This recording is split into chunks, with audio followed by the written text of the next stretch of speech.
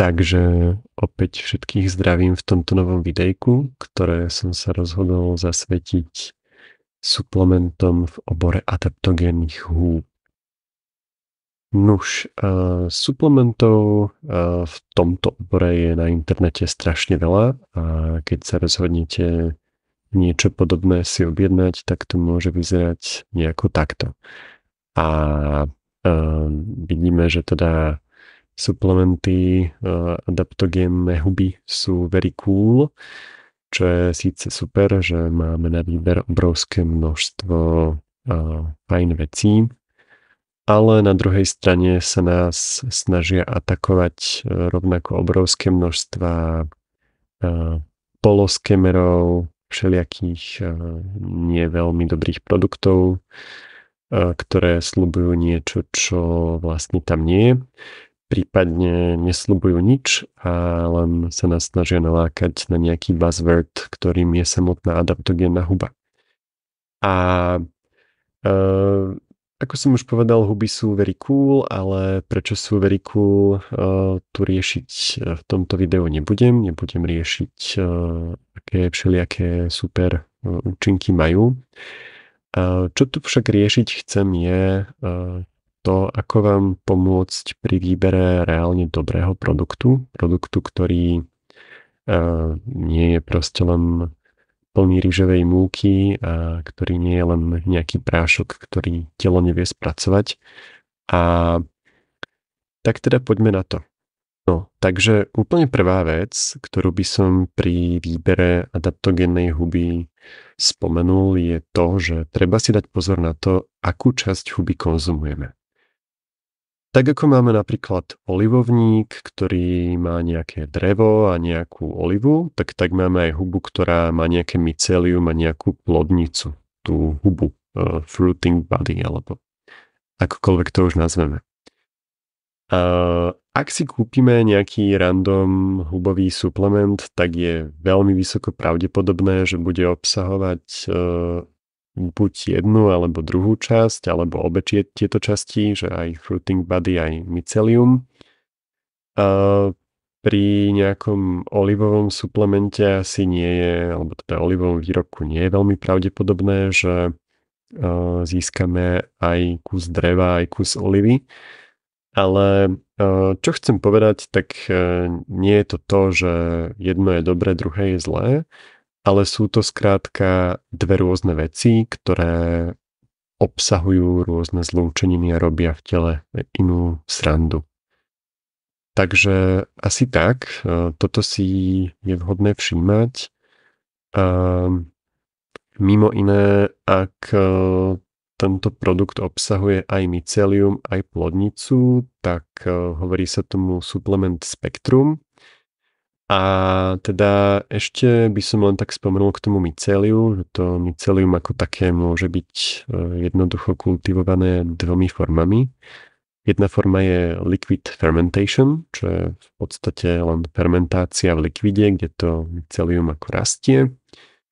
A druhá forma je v podstate grain, alebo teda zrno, kde to mycelium prerastá cez rôzne zrnka. Neviem, ako to lepšie preložiť, než zrno do slovenčiny,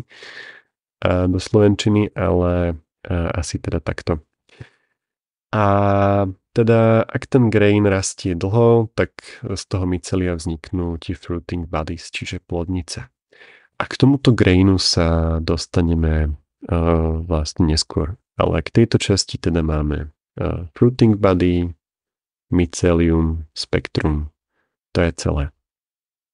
No, druhým extrémne dôležitým parametrom pri výbere našich adaptogénno-hubových suplementov je jednoducho samotné procesovanie alebo extrakcia.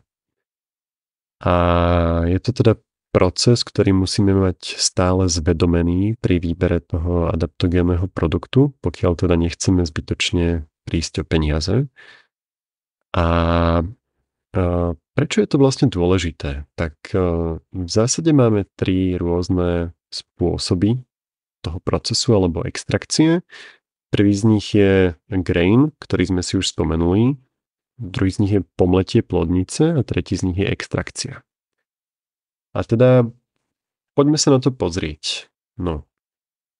V prvom rade grain je vlastne, ten sme si už spomenuli a v prípade toho samotného procesu sprocesovania je to jednoducho spôsob výroby, pri ktorom je celé to zrno, v ktorom pestovali to mycelium, prípadne možno s pár plodnicami, pomleté na jednu veľkú kašu, prášok.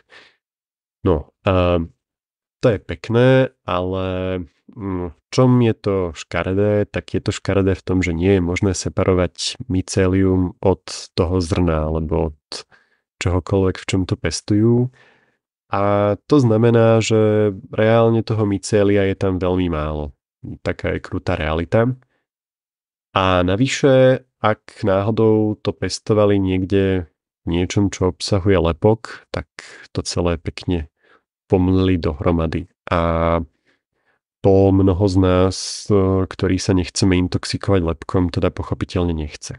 No, o niečo lepšou alternatívou je už samotná pomletá plodnica, pri ktorej robíme v podstate to isté, čo s tým grainom, že usušíme a pomelieme, ale teda pomelíme plodnicu a nie nejakú zmes.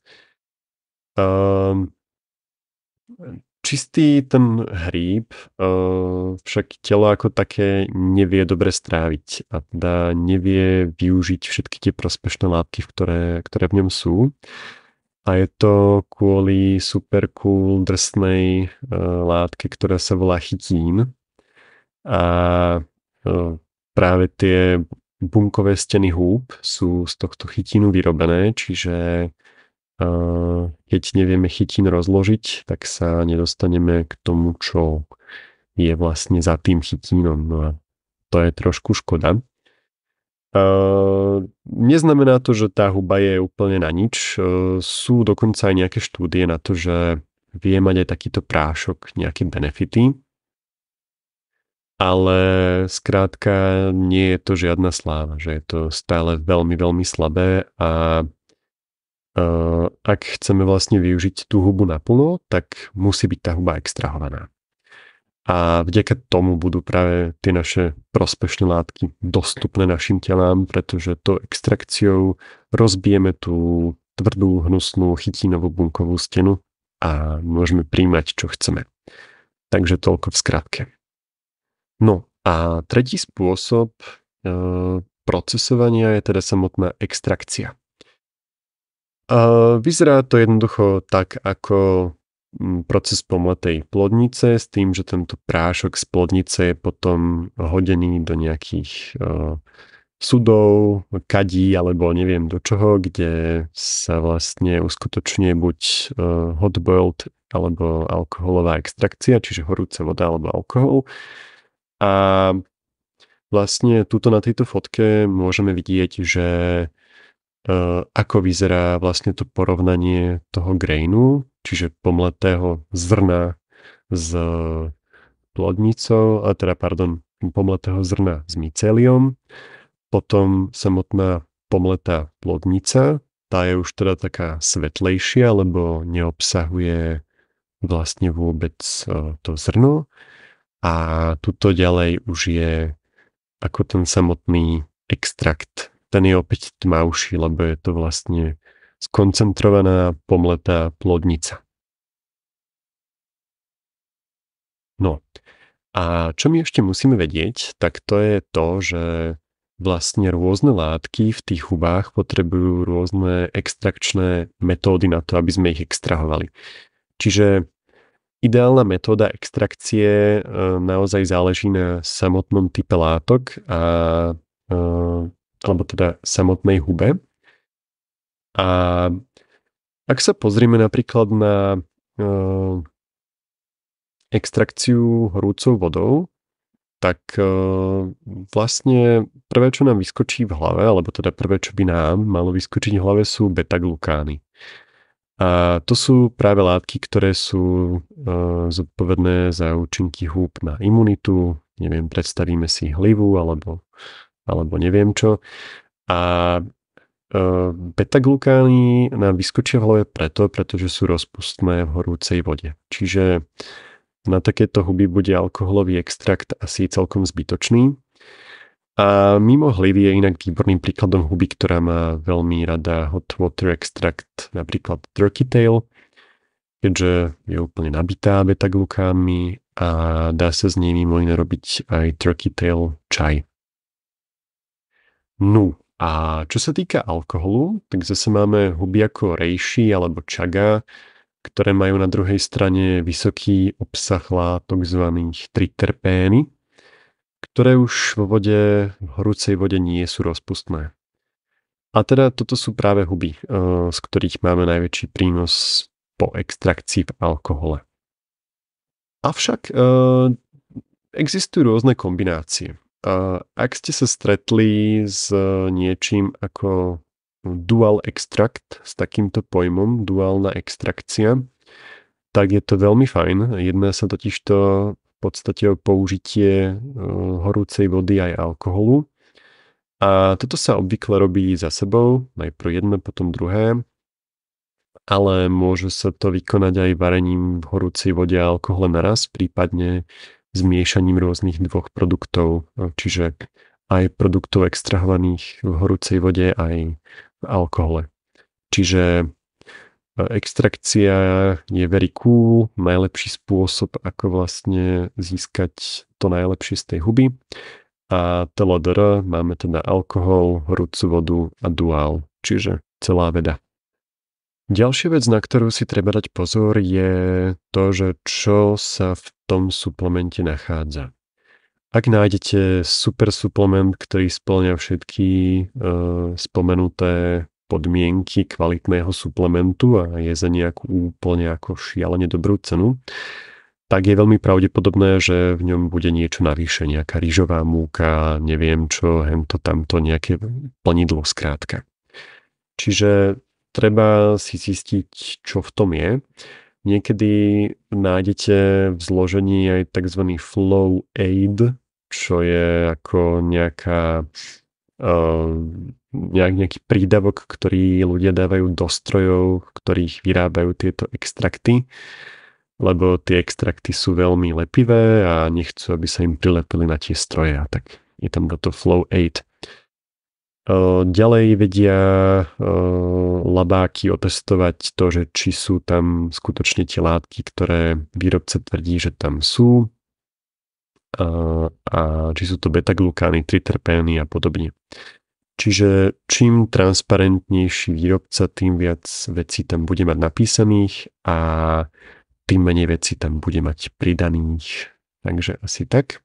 No a keďže je toto video v slovenčine, tak úplne na záver by som chcel zmieniť pár firiem, ktoré doručujú na československý trh a sú very cool. Tak prvá z nich je Four Sigmatic, to je americká firma založená Terom Isokaupilom. Pokiaľ máte radi rôzne zmesy, tak je to presne pre vás. Vyrábajú kávy, kakauka, miešajú to so všeličím, zmes na fokus, na imunitu, na relax, na športový výkon, neviem čo. Miešajú rôzne huby dokopy, miešajú to s rôznymi adaptogénmi, s bakopou, s tulsi, s neviem čím. Ja osobne zmesiam moc neholdujem, rád si keď tak niečo namiešam sám. Na tento účel je ďalšia firma Real Mushrooms, ktorá je taktiež super, majú aj huby, ktoré sú celkom ťažko zohnateľné na európskom trhu, napríklad tremelu. A pokiaľ chcete chuťovku z československého trhu, tak je to firma Mykomedica, ktorá je naozaj veľmi super, veľmi transparentná, majú vlastné grow laby. Akurát na čo by som si dal možno pozor, tak je to, že pokiaľ máte radi prášky, že robíte si z nich ako drink, tak Mykomedica robí tieto prášky, myslím, že v 99% práve vlastne z pomletej plodnice. Ako sme si už povedali, tak to nevieme dobre vstrebať práve kvôli tomu chytínu. Popravde neviem, že či tam nie je aj nejaké mycelium, ale skrátka tie prášky nie sú hot boiled extracted, ale robia teda mykomedici aj pilulky. Normálne v pilulkovej forme dostanete ako dual extract, či už reishi alebo čokoľvek iné. Venujú sa teda čínskej medicíne, čiže máte to dávkovanie celkom iné, vyrábajú teda aj tinktúry a podobne. Na záver ešte, čo sa týka tinktúr, tak by som len zdôraznil, že tinktúrou moc z toho nemáte čo pokaziť, pokiaľ to nie je reálne, že veľmi slabá huba. Je ešte jedna čínska firma Kappa Health, ktorá sa zaoberá ultrazvukovou extrakciou, čiže sú to úplní nerdi. A toto by som tiež keď tak odporúčil, ale keď sme pri práškoch, tak asi by som ostal tuto. Takže tak, to je všetko k adaptogenným hubám a ja teda ďakujem za pozornosť a dúfam, že som vám uľahčil nákup a ušetril zdravie aj peniaze. Majte sa pekne.